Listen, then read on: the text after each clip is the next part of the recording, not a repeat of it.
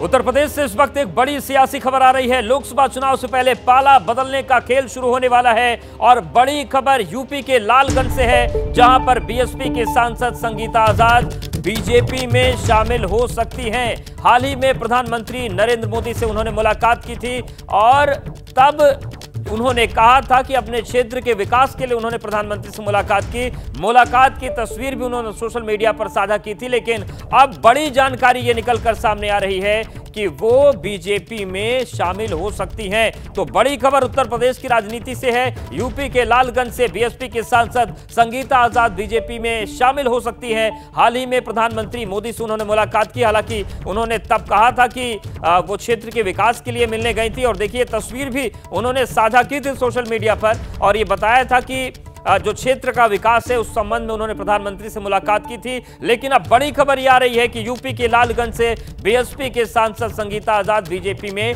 शामिल हो सकती हैं। तो चुनाव से पहले जो दल बदल का खेल होता है या फिर पाले बदलने का खेल होता है वो शुरू होने लगा है और लोकसभा चुनाव से पहले पाला बदलने की अगर हम बात करें, समीकरणों की बदलने की बात करें, तो बड़ी खबर यूपी के लालगंज से है, जहां पर बीएसपी की सांसद संगीता आजाद बीजेपी में शामिल हो सकती हैं। संजय त्रिपाठी हमारे सहयोगी जुड़ गए। संजय, बीएसपी की जो स्थिति है तो ऐसे भी यूपी में अच्छी नहीं है, अगर ये तस्वीर निकलकर सामने आती है तो कितनी बड़ी संकट की स्थिति बीएसपी के सामने बनेगी?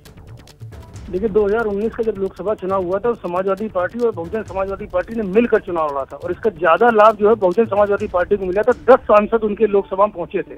लेकिन इस बार दोनों के बीच में 36 का आंकड़ा हो रखा है और साथ ही साथ बहुजन समाजवादी पार्टी किसी भी गठबंधन के साथ नहीं जुड़ी हुई है। ऐसे में उनके जो प्रत्याशी हैं अगर वो इधर उधर छिड़कते हैं तो निश्चित रूप से नुकसान बहुजन समाज पार्टी को होगा।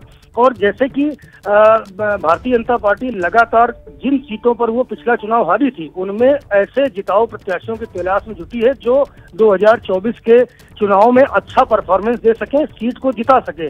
उनकी तलाश में संगीता आजाद का नाम भी बताया जा रहा है और ऐसी इस कड़ी में लगातार उनसे संपर्क में भी है भारतीय जनता पार्टी के लोग। और साथ ही साथ आप अगर देखेंगे संगीता आजाद का ट्विटर अकाउंट तो वो प्रधानमंत्री मोदी की लगातार तारीफ करती रही है, उनके पोस्ट को रिट्वीट करती रही है।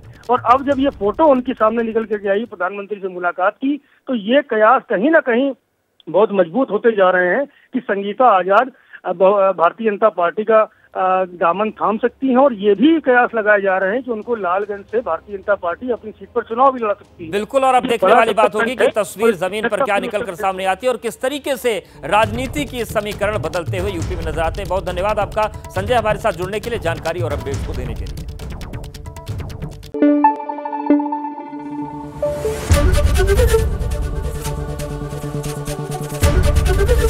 एबीपी न्यूज आपको रखे आगे।